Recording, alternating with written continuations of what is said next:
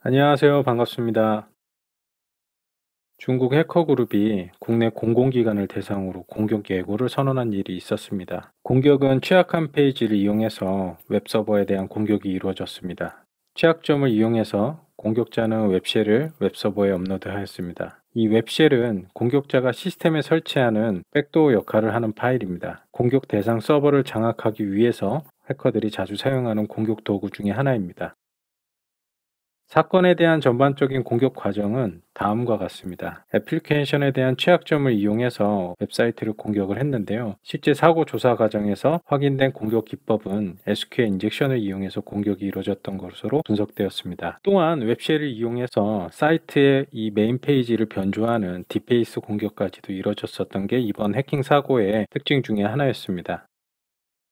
보안 사고 조사 시 많은 경우에 웹 취약점을 이용한 사고가 많이 발생을 하는데요. 이 자주 발생하는 공격 위협을 살펴보면 첫 번째는 애플리케이션 취약점을 이용한 공격입니다.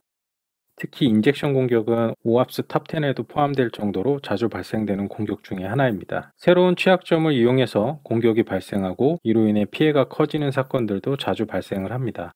최근에 발생됐었던 것 중에서 피해를 많이 입혔었던 이 아파치 로그4제와 같은 경우에도 이 애플리케이션의 취약점을 이용해서 공격이 발생했었던 것이었고요. 이러한 공격들은 앞으로도 지속적으로 발생하고 이러한 관련된 사고들도 계속해서 발생될 것으로 예상되고 있습니다. 두 번째 공격 유형은 입력과 검증 부재로 인해서 취약점이 발생하는 현상인데요. 이 개발 과정에서 보안에 대한 인식이 부족하면 발생될 수 있는 취약점인데요. 특히 프론트엔드 개발자의 경우에는 이 시큐어 코딩에 대해서 익숙하지가 않은 경우가 자주 있습니다. 특히 주니어 개발자의 경우에는 시큐어 코딩에 대한 경험이 부족하기 때문에 제작한 소스 코드에 취약점이 발생을 할 수가 있습니다. 특히 파일 업로드와 관련된 웹페이지를 개발할 때 업로드하는 파일에 대한 검증이 이루어지지 않아서 공격자가 쉽게 웹쉘을 올린다든가 악의적인 파일을 올리는 경우가 발생하기도 합니다. 세 번째로 관리 페이지를 이용한 공격은 관리자의 보안 인식이 부재하면서 발생되는 경우가 많습니다. 많은 서버나 웹 어플리케이션이 공개된 어플리케이션이나 오픈소스를 이용해서 시스템이나 서버를 구성합니다. 관리 페이지를 이용한 공격은 이러한 공개 소프트웨어의 특징 중에 취약한 부분들을 악용을 해서 공격하는 경우가 많습니다. 특정 페이지나 기능을 적절히 관리하지 않아서 보안 홀이 생기는 유형입니다. 대표적으로 톰캣 서버는 애플리케이션 코드 배포를 목적으로 관리 페이지에서 파일을 배포할 수 있는 기능을 제공하고 있습니다. 웹 서비스와 관련된 압축 파일을 업로드하면 자동으로 배포가 됩니다. 초기 아파치 톰캣 서버의 해당 관리 페이지의 패스워드가 어드민의 어드민이거나 어드민의 패스워드를 사용하지 않는 경우가 많아 공격자들의 타겟이 많이 되었습니다. 자주 발생하는 웹 취약점과 관련해서 사고 분석 시 분석가가 점검하는 항목에 대해서 자세히 같이 살펴보겠습니다. 오합스 탑10 유형 중에서 PHP 오브젝션 인젝션 공격에 대해서 같이 한번 살펴보겠습니다. 해당 취약점은 애플리케이션 레벨의 취약점으로서 이제 코드를 삽입하거나 SQL 인젝션 코드를 삽입하거나 아니면 경로를 역추적할 수 있는 공격 등으로 구분이 됩니다. 이 코드 삽입 공격이 발생하거나 경로를 역추적하는 공격 같은 경우에는 무작위 대입 시도를 통해서 네트워크에서 자주 스캔 활동들이 발생되고 IDS나 IPS에서 자주 탐지되는 공격 이벤트이기도 합니다. 서비스 중인 웹서버를 대상으로 이 무작위 스캔을 시도하게 되면 취약한 버전을 사용하는 어플리케이션은 이러한 공격에 노출될 수밖에 없게 되는 환경입니다. 공격은 사전 10대의 공격과 마찬가지로 A클래스나 혹은 B클래스의 굉장히 많은 IP 대역을 무작위로 스캔을 하면서 앞서 언급했었던 취약한 서버를 찾으면서 공격을 시도를 합니다. 해당 공격들은 모두 좀비 서버나 경유지 서버를 통해서 이루어지기 때문에 실제 찍혀있는 IP를 통해서는 공격자를 추적하기가 쉽지는 않습니다. 이렇게 인젝션을 이용해서 공격을 했을 때 시스템에 발생하는 피해에 대해서 같이 한번 살펴보겠습니다. 공격 샘플을 살펴보면 다음과 같습니다. 특정 변수에 PHP 코드 함수 호출을 저장을 합니다. 해당 함수는 서버에 있는 PHP 설정 내역들을 호출을 하는 함수입니다. PHP 설정 내역을 전체적으로 확인할 수가 있습니다.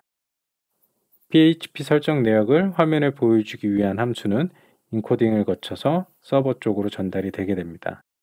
코드를 통해서 사용자의 쿠키에 포함된 데이터에 저장됐었던 값들을 전달을 하게 됩니다. 이 전달된 코드는 이발 함수를 통해서 실제 서버 쪽에서 실행이 되고 코드가 실행이 되면 웹페이지에 PHP와 관련된 서버 설정 내역들이 자세히 표시되는 내용들이 추가가 됩니다. PHP 인젝션 취약점에 대해서 알아보겠습니다. PHP 설정에는 외부 또는 로컬 URL의 파일을 참조해서 시스템에서 파일로 실행할 수 있게 설정하는 항목이 있습니다. 이 해당 설정은 타 사이트나 로컬의 특정 경로에 있는 웹페이지 기능을 가져와서 사이트 내에서 실행할 때 사용될 수 있는 기능입니다. 매번 소스 코드를 수정할 필요 없이 특정 참조하는 페이지에 있는 내용들을 수정을 하게 되면 여러 페이지에서 공통적으로 변경사항을 자동으로 업데이트할 수 있기 때문에 굉장히 유용한 기능이기도 합니다. 또한 이제 외부 업체, 특히 온라인 업체 간에 서로 컨텐츠를 공유할 때도 타 사이트에 있는 내용들을 참조해서 이 특정 서비스 사이트에서 보여주는 경우에도 자주 사용되는 기능이기도 합니다. 하지만 항상 편리함 이면에는 취약함이 존재를 합니다. 코드의 구조를 파악해서 외부의 URL을 참조하는 변수에 공격자가 의도하는 URL을 넘겨주게 되면 악의적인 코드도 해당 웹사이트에서 실행될 수 있게끔 만들 수가 있습니다. 실제 침해 사고 분석을 통해서 PHP 인젝션 취약점에 대해서 한번 살펴보고 시스템 분석 과정에서 확인되는 웹로그도 같이 한번 살펴보겠습니다. 이 공격자가 요청한 URL을 살펴보면 파라미터 값으로 특정 외부 URL을 전달을 합니다. 외부 참조를 통해서 실행되는 코드는 다음과 같습니다. 텍스트 파일의 확장자를 요청을 했지만 실제 로컬 서버에서는 애플리케이션 코드가 실행이 되기 때문에 실제로는 PHP 코드가 실행되는 것과 똑같은 역할을 수행을 합니다. 웹로그를 살펴보면 이 dir이라고 하는 변수의 인자값으로 URL 정보가 전달이 됐고 실제 웹서버는 이를 받아들여서 실행됐고 205K 로그가 남은 것을 확인할 수가 있습니다. PHP 인젝션 취약점을 차단하기 위해서는 근본적으로 이 외부 링크에서 가져온 정보를 실행하는 것을 막아야 합니다. allow URL fopen이라고 하는 항목이 로컬에 있는 웹서버에서 외부에서 가져온 코드들을 실행할 수 있게끔 허용하는 설정인데요. 이 인젝션 공격에 의해 피해를 막기 위해서는 해당 설정을 5% 변경하는 게 필요합니다. 하지만 개발 구조상 불가능한 경우들도 이제 발생할 수 있는데요. 이럴 경우에는 필요한 코드들을 하드 코딩해서 외부에 있는 URL을 참조해서 공격자가 이러한 코드들을 삽입시킬 수 없도록 하는 방법도 하나의 대안이 될 수가 있습니다. 공격자는 항상 취약한 부분을 집요하게 찾아서 공격하기 때문에 최대한 취약점에 대해서는 관리하고 대응이 필요합니다. 웹 취약점을 이용한 공격 목표는 시스템 장악이 목적입니다. 공격자는 시스템 장악을 위해서 원격 코드 실행이나 명령어 실행이 가능한 취약점을 찾거나 백도어 역할을 할 수 있는 웹쉘 파일을 업로드를 하는 것이 공격자의 최종 목표입니다. 파일 업로드 취약점은 어플리케이션 개발 혹은 운영 환경과 동일한 언어로 작성된 공격 파일을 웹 서버에 업로드한 후에 원격으로 해당 파일을 통해서 시스템을 장악하는 취약점입니다.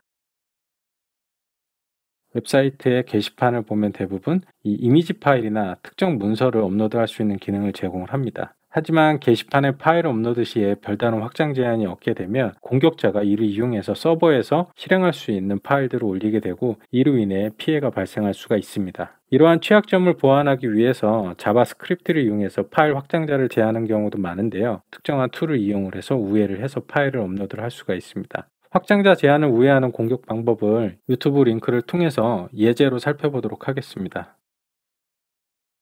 아파치 톰캣 서버를 설치하면 웹 서버에 필요한 파일을 웹 경로에 이동해서 서비스 파일을 배포할 수가 있습니다. 아파치 톰캣 서버에는 관리 페이지를 통해서도 서비스에 필요한 파일을 배포할 수가 있습니다. 톰캣에서 제공하는 이 관리 페이지 같은 경우에는 기본 패스워드를 사용하거나 패스워드가 없이 사용하는 경우로 인해서 사고가 자주 발생하는 기능이기도 합니다. 파일 배포 기능이 어떻게 악용될 수 있는지 살펴보고 이 사고 분석을 위해서 필요한 로그 분석 내용이 어떤 건지에 대해서 같이 살펴보겠습니다.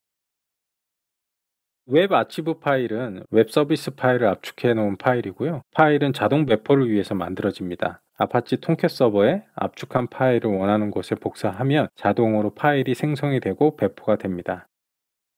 압축 파일을 톰캣 매니저를 이용해서 배포를 할 수도 있습니다. 배포한 파일은 압축 파일 경로와 동일하게 생성 및 배포가 되게 됩니다. 톰캣 매니저를 통해서 배포한 파일도 마찬가지로 동일한 경로의 파일이 배포가 되고 생성이 되게 됩니다. 파일 배포에 사용하는 관리 페이지는 설치 과정에서 옵션을 선택하고 설치를 할 수가 있는데요.